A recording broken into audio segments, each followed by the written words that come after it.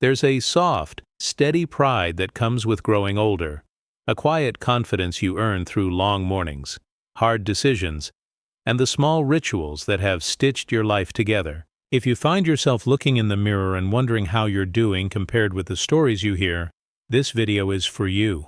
It's easy to be pulled into lists that compare birthdays or prescription counts, but the truth is simpler and kinder.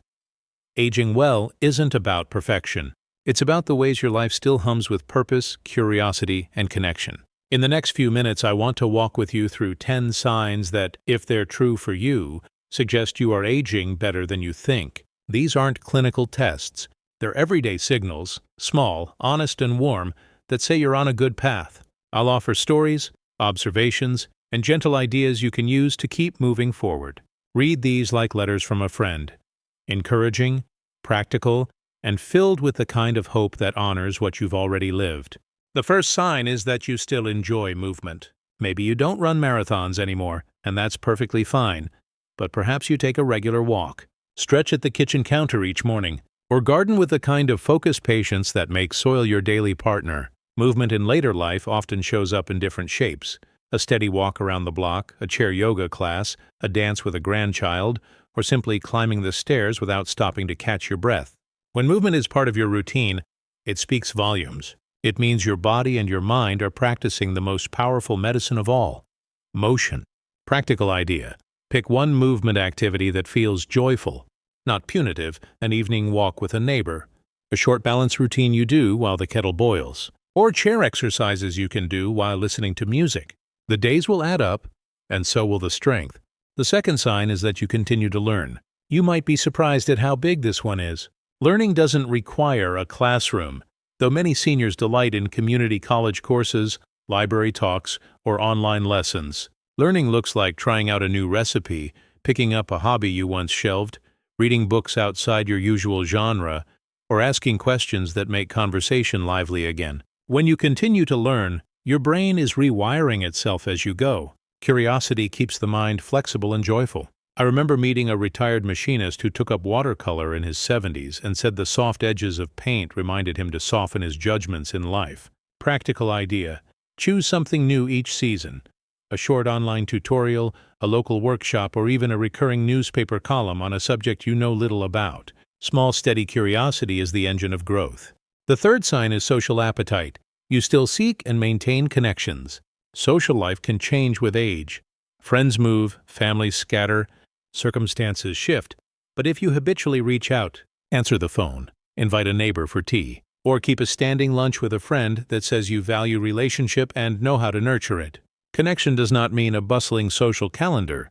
It means relationships of depth and reciprocity. Perhaps you enjoy a weekly bridge game, a phone call with a distant friend, or volunteering that keeps you anchored in a community. These relationships anchor mood, memory, and purpose.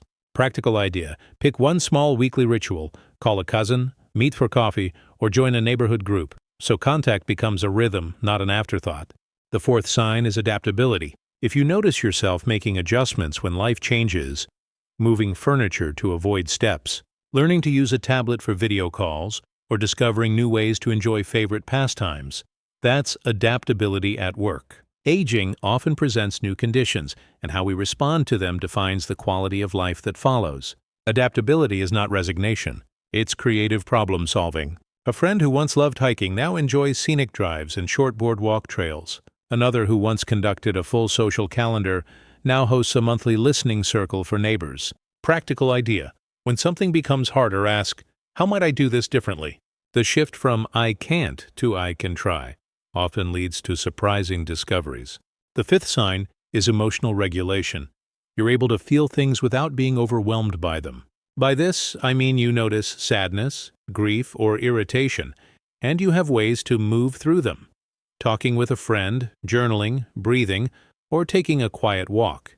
Emotional regulation doesn't mean you never feel strong emotion. It means you have tools to manage the intensity so it doesn't fold up the rest of your life.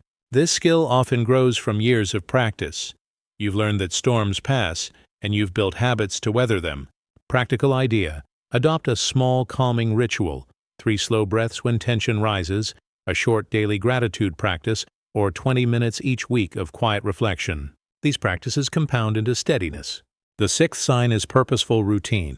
Routine isn't the enemy of adventure. It's the framework that holds it. A purposeful routine could be a morning ritual of tea and reading, tending to a small garden, volunteering at a food bank, or a nightly call with someone you love. When you wake up and there's something meaningful to do, however small, you anchor your day in purpose. Rituals give structure and make days predictable in ways that are comforting. Practical idea.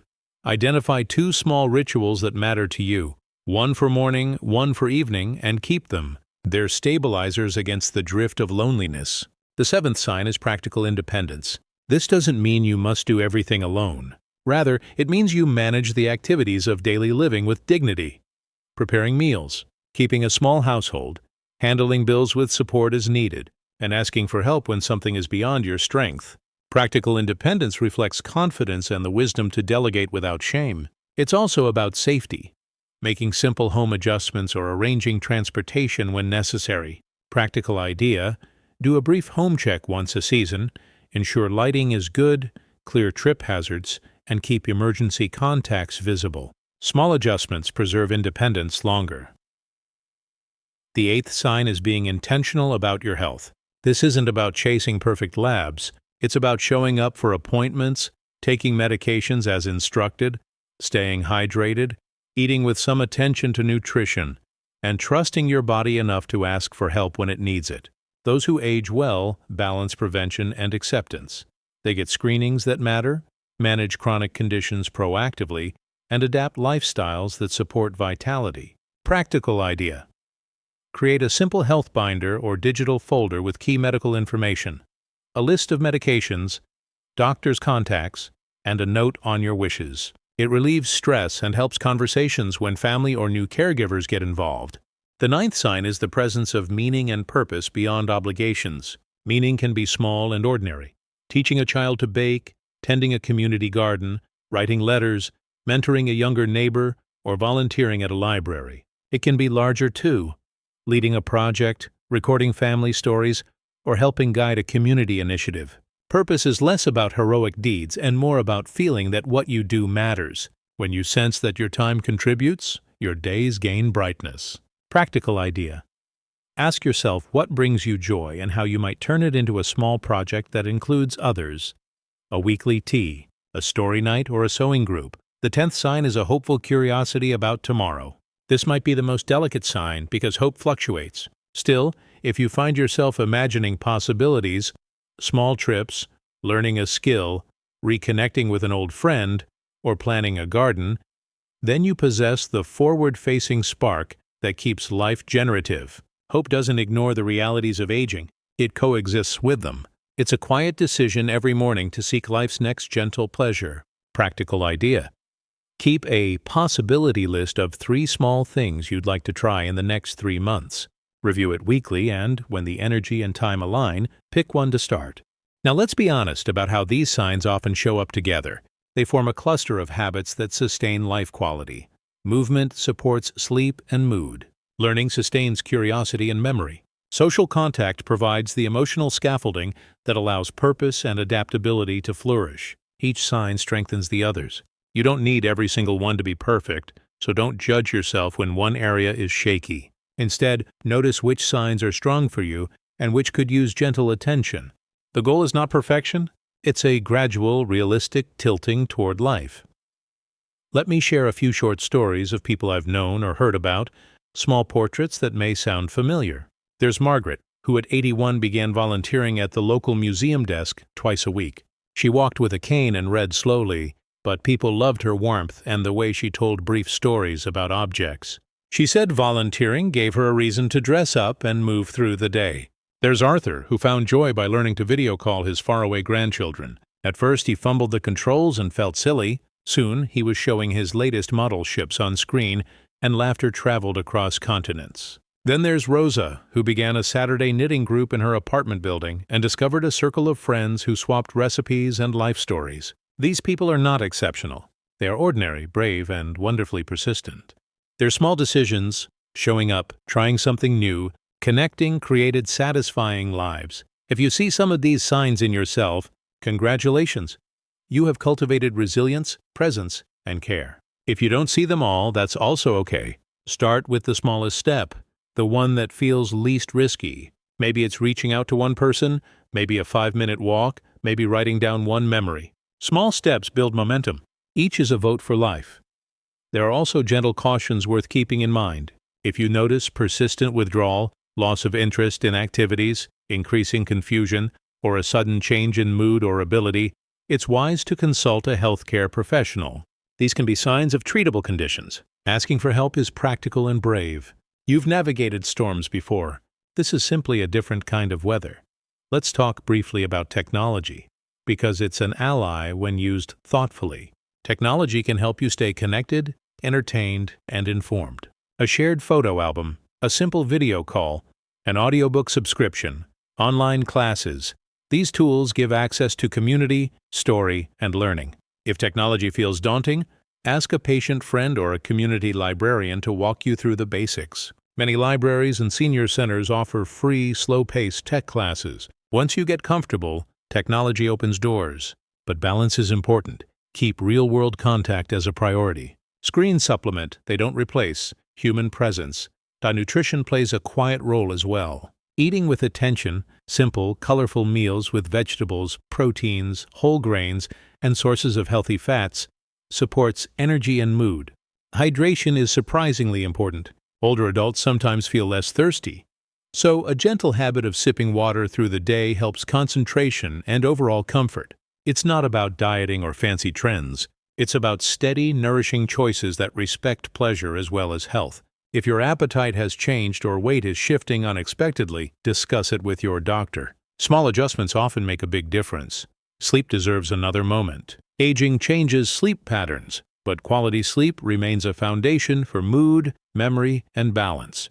If you notice fragmented sleep, naps that interfere with nighttime rest, or frequent awakenings, discuss simple strategies, consistent bed and wake times, limiting caffeine, gentle evening routines that calm the mind, and a bedroom environment that supports rest. If sleep problems persist, a primary care clinician can offer safe guidance. On a practical level, build a list of small supports you can call on. These might include a neighbor who will check in when snow comes, a friend who loves to shop, a family member who handles paperwork, and a trusted doctor. Keeping names and numbers in an obvious place reduces stress and makes asking for help easier. Make sure someone knows your wishes about medical care and where important documents are kept. These steps relieve burden from loved ones and make decisions clearer when the moment arrives. Finally, cultivate gratitude and humor. The practice of gratitude is not a denial of hardship. It's an orientation to small, true goods in the day. A gratitude list can be as simple as 3 things each evening: the taste of tea, a call from a friend, a bird at the window. Humor, too, lightens heavy moments. Many seniors I know keep a book of jokes, a funny movie in the drawer, or share a light story with neighbors. Laughter and gratitude are small medicines that keep perspective bright. Before we close, a few practical starters you might try tonight. Write down one memory you'd like to pass on. Call someone you haven't spoken with in a while and ask about their day. Set a timer for a 5-minute walk tomorrow morning. Make a simple plan for one small social outing in the coming week. Write a short list of 3 things that bring you joy and commit to one of them this week. These small commitments are the building blocks of a steady life. Aging better than you think is rarely a dramatic event. It's 1,000 small acts of care. The way you fold a blanket, the call you make, the laugh you share, the way you learn one new thing each season. You may not see growth every day, but over months and years, the pattern becomes clear. You've gathered resources, stories, friends, skills, and kindness, and they will carry you forward. If you found this helpful, consider sharing a small victory in the comments. One thing you do each week that makes your days brighter. Your example might help someone else to try something brave. And if you want more short, practical guides for aging well, little stories, small exercises, and ideas you can try, please subscribe. We build community one small step at a time. You've lived a long, meaningful life, and the habits you choose now will shape the seasons ahead.